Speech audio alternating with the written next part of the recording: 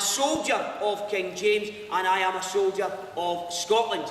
Now, most of you may recognise what I'm wearing as what we now call the national dress of Scotland, the kilt. What I'm actually wearing is not a kilt. The word kilt is not even Scottish, it's Scandinavian. Kilter means above the knee. This is what we call in Gaelic, the language of the Highlands of Scotland, this is what we call the Fili Mor. The Fili Mor in Gaelic, in English, quite simply, the big blanket. Now, in a few moments' time, I am going to show you just how this is constructed and worn, all put together in this nice Highland package. Now, of course, the kilt today, very famous throughout the world, is Scotland's national dress, but it was not always the case. The truth of the matter is this: 260 years ago, if you were seen dressed like me in Edinburgh, you would be treated with quite a bit of suspicion, and you would be treated with hatred. The Highland clansmen of Scotland were completely different from the Lowlanders here in Scotland. Now, is there anybody here from England? Is there any English people here? Splendid. And don't be ashamed of it. Now, where in England are you from? The Midlands. Whereabouts in the Midlands? Near Wolverhampton. Jolly good. Now, I have been down to Midlands, and sadly no longer the industrial place it once was. Have you ever been called a Sassenach? You've been referred to as a Sassenach. Now, you English people are going to enjoy this, because sadly, many people think the Sassenachs is a Scottish word for the Englander. It's not. We have other words for English people that I can't say. The word Sassenach, sir, means the southerner. It means the southerner. It does not mean the Englander. People here in Edinburgh were Sassenachs. People in Glasgow are Sassenachs. People, Lanarkshire, Ayrshire, the Borders, they're all Sassenachs. The word Sassenach, it's not a dirty word, it just means the southerner.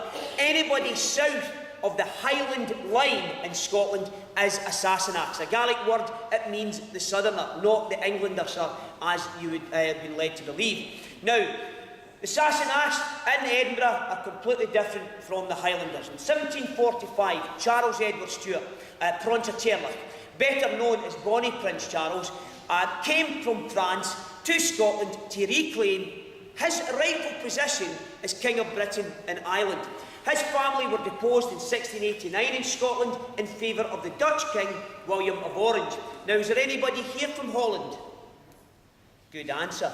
Now, they were deposed because of their Roman Catholicism, and Charles Edward Stuart in 1745 thought the time was right to reclaim Scotland as well as England for his father, James VIII. Now, when he comes to Scotland, he does not come immediately to Edinburgh or Glasgow, the two principal cities. The reason being, people in Edinburgh, people in Glasgow are more or less dressing more or less the same culture as people in London, as people in Paris. They are different, very different from the people from the Highlands of Scotland. The Highlanders, or we call them the Gaeltach, have stuck to the old traditional ways of dress and, more importantly, traditional ways of life and language. When they come into here in September of 1745, the people of Edinburgh were so brave that they withstood the bombardment of abuse for at least half a minute. The people of Edinburgh were afraid of the Highland host. When they walk into Edinburgh, they are treated with fear and treated with suspicion. Now, of course, the main object was to take the castle. This castle has never in its entire history been taken by siege, and the Jacobites were not good enough to do it either.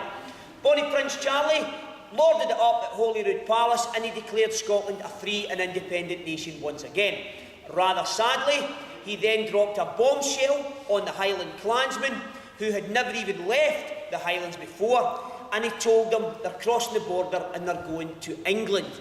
Now, the reason he was taking the Highlanders into England was to reclaim his rightful position as King of England as well.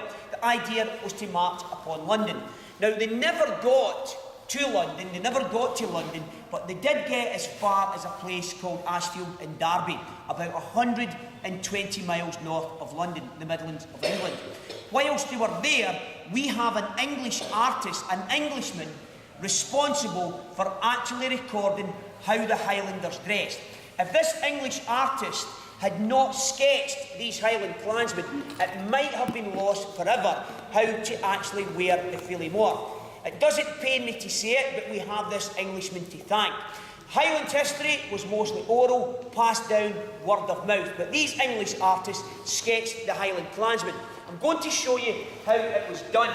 Now, first of all, I'll move this out of the way. First of all, they take their Philly-Moore. Now, this is a modern clan tartan, and the reason I call it a modern clan tartan is this. The Highland clans never ever had a system of clan tartans until about 220 years ago. If anybody here, is there anybody apart from me who actually is Scottish? Didn't think so.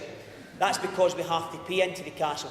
Now, is there anybody here who has got Highland or Scottish ancestry? Has anybody here got Scottish ancestry? Maybe if you, and where are you from? The States. The States. And what do you know what your Scottish ancestry is? McDougall. Oh, the McDougals, yeah. They were all thieves. Right, the McDougals. They're descended from Vikings, the McDougals, and the McDougals fought against Robert the Bruce, so I don't really like the McDougals. Anybody else? And what's your... Oh, the Sutherland. Well, we can't argue with that because you can't get any further north than Sutherland, believe it or not. The Sutherland actually means the South Lands, but in Scotland it's actually the furthest north. And where are you from? You're Australia, aren't you? And what's your... Wallace, yeah, everybody loves a Wallace. Great patriot. Did you see his statue outside? That was modelled in me, you know. And anybody else here? The Murrays, yeah, no, the Murrays were great. When they had nobody to fight, they used to fight themselves, the Murrays. They were great lads.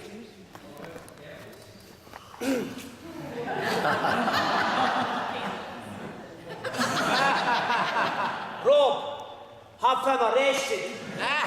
Thumb screws, get him thrown out. You stay right there, Campbell, because you are the end of my story and almost the end of my clan. Yeah. And what about you there?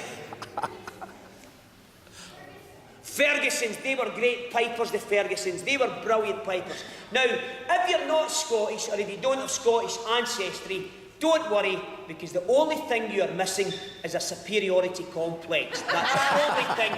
We Scots, we like to think the world wouldn't function without us, but the simple fact, it would go on. We made a few good inventions, no big deal, pneumatic tyres, television, whiskey. What more does a man need? Not a lot. So, don't worry if you're not Scottish, because you don't need to be Scottish or have Scottish ancestry to wear the kilt. Now, clan tartans did not exist at the time of the Jacobite uprising.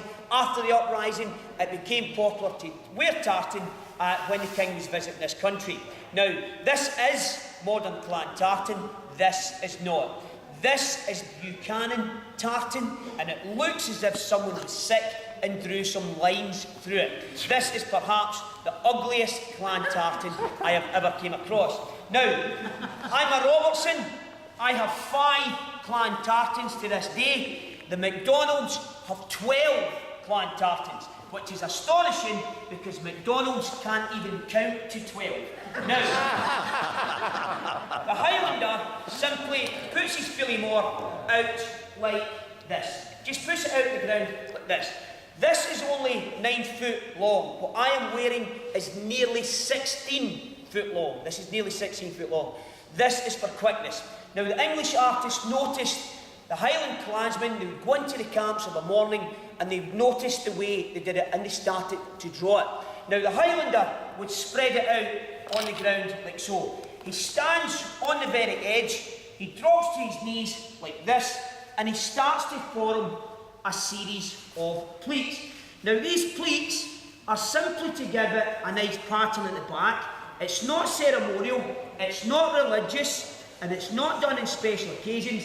It simply gives us a nice finish at the back, and we never, ever, unlike today, we never ever stitch these in. These are just temporary. Now, I'm looking for a young volunteer. What about you, Madam Ferguson? Would you like to help me here? Okay, take your bag off. And who's with you today? Have you got a camera? Yeah, if you come up with her, bring your big sister up there, Madam Ferguson. It's great. Up we come. Up we come. And what's your first name? Emily. Emily, that's not very Scottish. We'll call you Morai. Right. Now, and is this your big sister? No, that's my mum. Oh, that's your mum, sorry. Mum, if you would like to stand over there, you'll get some better pictures. Now, where are you from? Canada. Whereabouts in Canada? Well, we're military, so we move around, but... Oh, you're spies? Yeah. I grew up in Renfrew. Uh-huh. And, And where's Renfrew? Is that Ontario? Ontario. Yeah. Is it near Sauble Beach? No? No. No, you stand over there. Right. So, what we've got is, we've got Angus, and Angus is going to be the best dressed Canadian ever. I've been to Canadian land, and I've got to say, if anybody needs a decent national dress, it's the Canadians. Now, what I want you to do is, Angus, I want you just to sit on the plates here at the back. You sit down in the middle there. That's brilliant. And put your legs out flat in front of you like that, and then lie back like this. Put your hands above your head and just think about Tim Hawkins. Now, what we do is, the Highlander takes the first part of the Feely Moor and just places it just above the knees. He takes the next part and he does exactly the same. Now, as I said, if it wasn't for these English artists, this would have been lost almost forever. Now, what we'll do is, Angus will let you breathe there. That's it, you just stay right there. Now, the whole thing is simplicity, but it is in fact ingenious. Now, all we need to hold it together is a piece of rope or a leather belt, like mine. Now, Angus, this needs to be very tight, all right? It could be so tight you could die. Is that all right? Excellent. Right, now you lift your butt. That's a big butt, right? And back down. And then this has to be very tight. You ready? Ready? 1, 2, 3. Excellent. Now, it has to be tight or it would simply fall apart. Now, if you give me both your hands, Angus, up we get, and then you step back over here like this. At this stage, it looks now, at this stage, it looks as if I've done it wrong, but it's quite simple. Now, if you look round the back there, it looks as if we've just got two pieces of strip. This, oh, there's better. This here, what we do is, you take this corner, you hold that there, Angus, like that, and then we take this part here, like this, and you hold it tightly, and at this point, you pretend you're William Wallace and Braveheart, Mel Gibson, you go, yay! And that's good, because you're about the height of Mel Gibson. Now what we do is, we turn her around like this, we take this corner, and we give her what we call in Gaelic, a reverse wedgie. You chuck that down the back of the belt, and then you chuck this part also down the back of the belt. You then take this and gather it over like so, flip that in there. Not yet.